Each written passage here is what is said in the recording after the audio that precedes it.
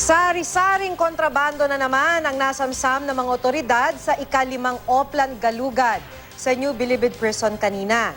Bukod sa mga armas na ibinaon sa lupa, meron ding nadiskubring improvised na palakol at granada. Makibalita tayo kay Tricia Safra. Mga baril, sumpak at alak na naman ang nadiskubre sa Oplan Galugad sa maximum security compound ng New Bilibid Prison kanina. Ito na ang ika-5 raid sa Bilibid ngayong buwan lang.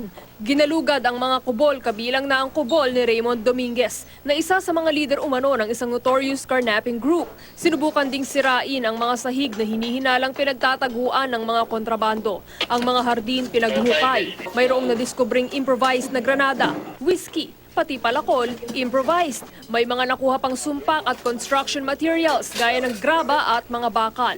Meron pang itinagong alak sa alulod. Pero ayon sa Bureau of Corrections, mas kakaunti na ito kumpara sa mga nakumpiska sa mga naunang raid. Tuloy lang natin itong ginagawa natin. Umandar tayo unti-unti. Siguro darating tayo sa punto na biglang masusolve na natin lahat. Lalagyan din daw ng CCTV cameras ang loob at labas ng kulungan. Dagdag pa ni Cruz, itataas ang sahod ng mga gwardya ng Bucor mula 11,000 na basic pay sa 27,000 pesos para maiwasan ang korupsyon sa loob. Magpapatuloy ang Oplan Galugad sa mga susunod na araw at iimbestigahan ang posibilidad na may sabwatan sa mga preso at mga gwardya kaya may naipupuslit na kontrabando. Nitong November 21, may mga armas na nakuha mula sa 2 gusali na maximum security compound. Meron ding 7 sumpak at 20 bala ng shotgun.